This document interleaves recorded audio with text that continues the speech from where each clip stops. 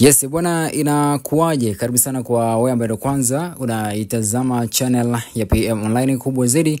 Nikwambie tu kwamba usiache kuweza kusubscribe lakini pia kugusa hiyo alama kengele ili uwe mtu wa kwanza kuweza kupokea taarifa mbalimbali za kimichezo lakini pia burudani kipindi tu ambapo zinatokea. Kubwa zaidi ambalo linaendelea pale Msimbazi ni pamoja na pressure kubwa kutoka kwa mashabiki kwenda kwa viongozi, wengi wakidai kile ambacho kilitokea katika dimba la Benjamin Mkapa kingeweza kuzuilika, huku wakidai kwamba inabidi watu waangalie ni kwa namna gani ambavyo matatizo ambayo yanaendelea kunako kikosi cha Simba yanaweza kubadilika, huku wengine wakanyoshia vidole baadhi ya viongozi wakitaka waweze kujiuzulu. Mmoja kati ya viongozi ambao wamekuwa kitajwa sana na mashabiki pale ambapo Simba inafanya vibaya ni Murtaza Mangungu. Sasa baadhi ya mashabiki ambao tumekuwa tukiyashuhudia kwenye mitandao mbalimbali ya kijamii lakini pia wale ambao wamekuwa kijitokeza viwanjani kwa ajili ya kuishabikia na kuifuatilia timu yao ya Simba wameanza kuibuka mmoja baada ya mwingine, kila mtu akiweza kutoa tuhuma zake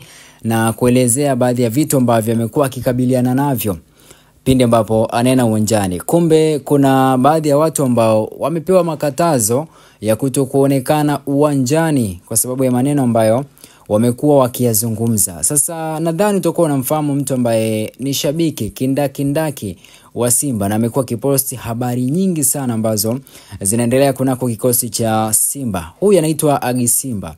Kupitia ukurasa wake wa Instagram kuna baadhi ya mambo ambayo ameweza kuyaainisha, ikiwa ni pamoja na kutupa lawama kwa Murtaza Mangungu lakini pia kusifia baadhi ya viongozi ambao wamepita kwenye uongozi pale Simba.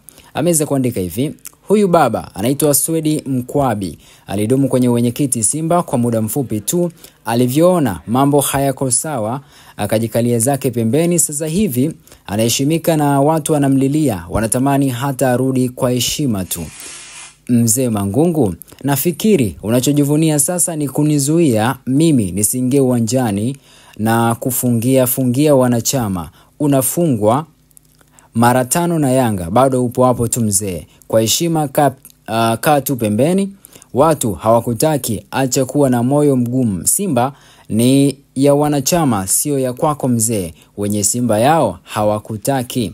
Mimi niko tayari unifute wanachama, nitabaki na Simba yangu moyoni, maana kupitia watu wako wameshaninyanyasa sana na kunionea sana. Nimekaa kimya tu na sijawahi kuongea. Nataka kiingilio changu nikifika nikifika getini tu, eti maagizo kutoka kwa mwenyekiti hutakiwi uwanjani. Mzee, acha manyanyaso. Kipi kibaya nilichowahi kukufanyia? Rais wetu wa nchi anakosolewa, sembuse wewe mzee. Sio kila mtu atakubaliana na kile ambacho unakifanya. Hatuwezi fanana, hivyo ndivyo Mungu alivyotuumba.